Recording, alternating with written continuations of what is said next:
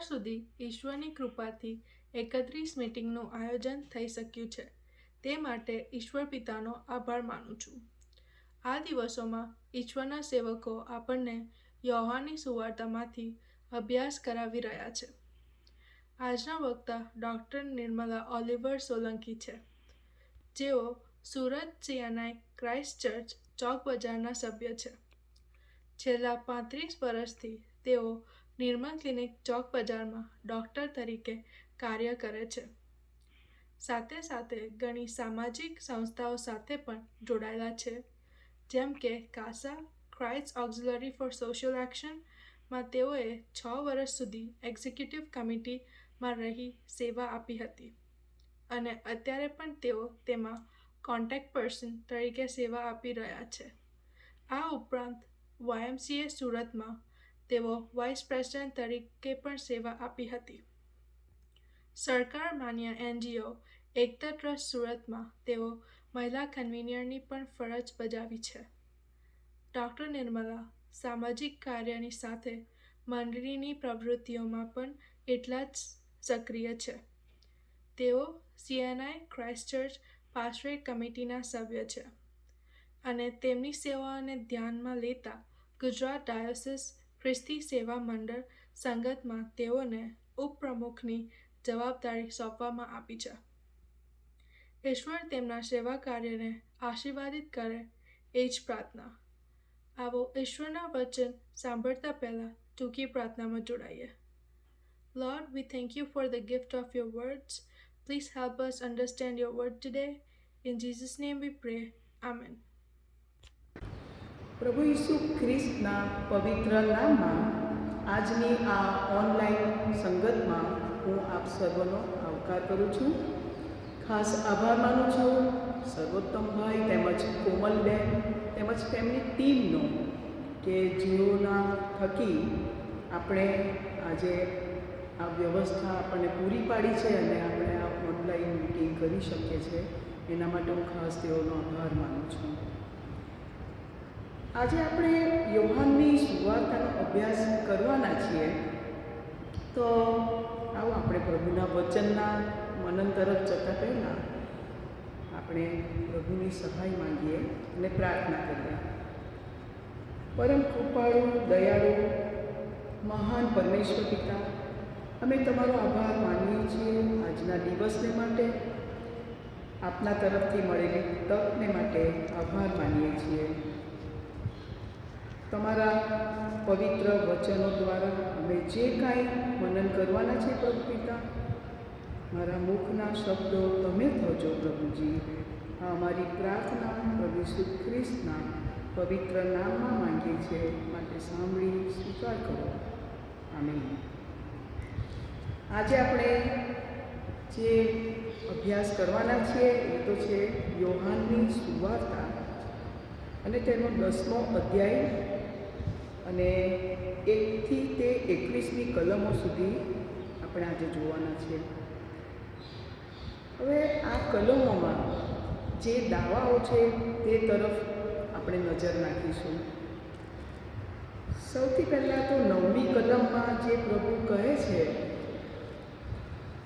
હું બારણું છું, અને બીજું કે 11મી અને 14મી કલમમાં પ્રભુ કહે છે, હું ઉત્તમ ઘેટા પાળક છું.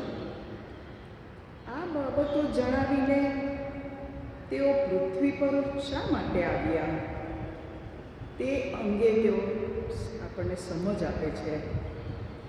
પ્રથમ તો તે પોતાને બારણું જણાવે છે અને અલાવ આપણે જાણીએ છીએ કે દરેક જગ્યાએ અને દરેક મકાનમાં આપણે જોઈએ તો એક જ મુખ્ય દ્વાર હોય છે અને એ દરવાજામાંથી જ આપણે પ્રવેશ કરી શકીએ છીએ અને બહાર આવી શકીએ છીએ.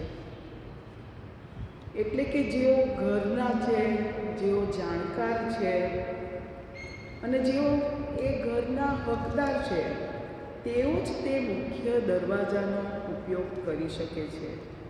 તેઓ પ્રવેશ કરે છે અને બહાર આવી જાય છે. 9મી કલમમાં જે સ્પષ્ટ રીતે જણાવ્યું છે કે એ ઘરમાં પ્રવેશ કરનારને ઉદ્ધાર મળશે અને તેને ચરવાનું એટલે કે અનંતકાળનું જીવન અને પ્રાપ્ત થશે, ખોરાક મળશે. આ તો વાલાઓ મુખ્ય દ્વારની વાત થઈ. જે દ્વાર એટલે પ્રભુ ઈસુ, જેમણે કહ્યું છે કે હું બારણું છું. પણ જો કોઈ બીજા રસ્તેથી ઘરમાં પ્રવેશ કરે છે તે તો ચોર છે અને તેનો ઈરાદો તો ઘરને તેમજ ઘરના લોકોને નુકસાન પહોંચાડવાનો હોય છે. પરંતુ પ્રભુ ઈસુ ખ્રિસ્ત તેમના પૃથ્વી પર આવવાના જે હેતુ સ્પષ્ટ રીતે 10મી કલમમાં જણાવે છે અને તે કહે છે કે તેઓને જીવન મળે અને તે પુષ્કળ મળે માટે હું આવ્યો છું. પ્રભુ ઈસુ આપણને પુષ્કળ જીવન, અનંત જીવન આપવાને માટે આવ્યા છે. તો વાલાઓ, આપણે તેમના પર વિશ્વાસ કરીએ અને અનંત જીવન પામીએ. આ જ બાબત તેઓ વધુ ચોકસાઈથી જણાવતા 11મી કલમમાં કહે છે કે હું ઉત્તમ ઘેટા પાળક છું. 10મા અધ્યાયની 1 થી 6 કલમમાં તેઓ ઘેટા પાળકના કાર્યની ઓળખ આપણને બતાવે છે. એ તેઓ જે 4 રીતે આપણને જે એમની ઓળખ આપે છે, એમાં પહેલું છે એ તો કે જે એ બારણામાંથી પેસે છે, એનો અર્થ એ થાય છે કે તે ઘરનો માલિક છે. અને બીજું કે તે પોતાના ઘેટાને નામ લઈને બોલાવે છે, એટલે કે તે દરેકને નામથી ઓળખે છે. ત્રીજું એ છે કે ઘેટાઓને જ્યારે તે બહાર દોરી લઈ જાય છે ત્યારે તે આગળ આગળ ચાલે છે. એનો અર્થ વાલાઓ એ થાય છે કે તે ઘેટાઓને સુરક્ષા પૂરી પાડે છે. ઘેટાઓએ આગળ ખાડો કે મુશ્કેલીઓનો સામનો કરવો પડતો નથી. તેની ચિંતા તેઓએ કરવાની જરૂર નથી, કેમ કે ઘેટા પાળક આગળ છે. એટલે તે દરેક મુશ્કેલીમાંથી બચાવીને આપણને આગળ દોરનાર છે. ચોથી અને છેલ્લી બાબત તેઓ એ જણાવે છે કે ઘેટા તેમનો સાદ સાંભળે છે. એનો મતલબ એ છે કે તે ઘેટા સાથે નિરંતર વાતો કરતા રહે છે અને તેમનો પોતાનો અવાજ સંભળાવે છે. તેમને એટલી બધી વાતો તેમની સાથે કરે છે કે ઘેટાઓને તેમના અવાજ સિવાય બીજા અજાણ્યાનો સાદ પણ તેઓ સાંભળી શકતા નથી. આ 4 રીતે તેઓ આપણને તેમની ઓળખ આપે છે. હવે આપણે આગળ જોઈએ તો 11મી કલમમાં તેઓ પોતાને ઉત્તમ ઘેટા પાળક ગણાવતા તેઓ કહે છે કે ઘેટા પાળક ઘેટાને માટે પોતાનો જીવ આપે છે.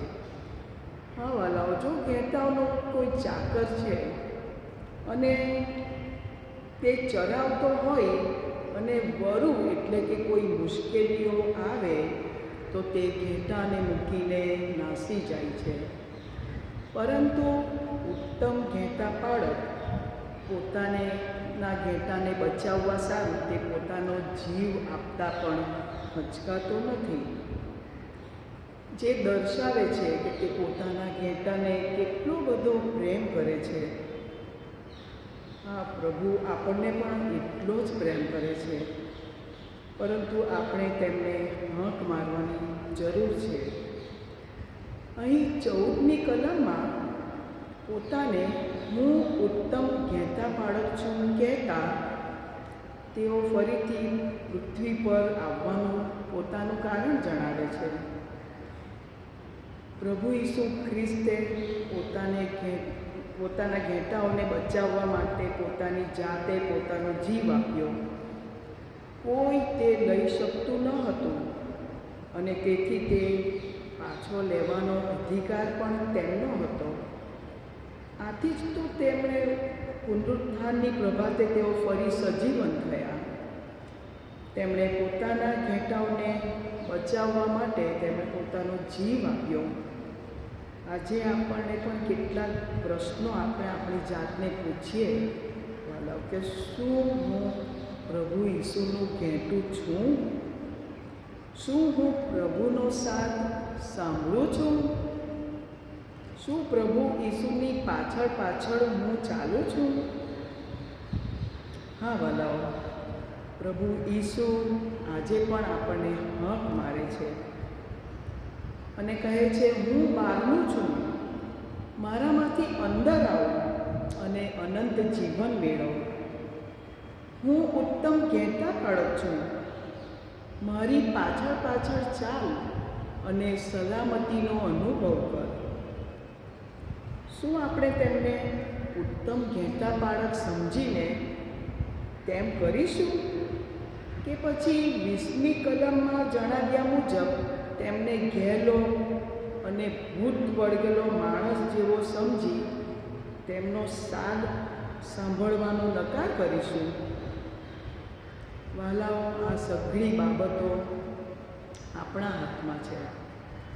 આવો આપણે પ્રભુ ઈસુની પાછળ જઈને સુરક્ષા અને અનંત જીવનનો અનુભવ કરીએ અને પરમ કૃપાળુ પિતા પવિત્ર શાસ્ત્રના આ વચનોને સાંભળી સમજવા માટે અને જીવનમાં ઉતારવા માટે સર્વને તમારી કૃપા આપો. આમીન. આવો આપણે પ્રાર્થના કરીએ. આપણા મસ્તકો પ્રભુની આગળ નમાવીએ. ઓ પરમેશ્વર પિતા, તમારી સ્તુતિ કરતા જીવંત અને પવિત્ર વચનો માટે આભાર માનીએ છીએ.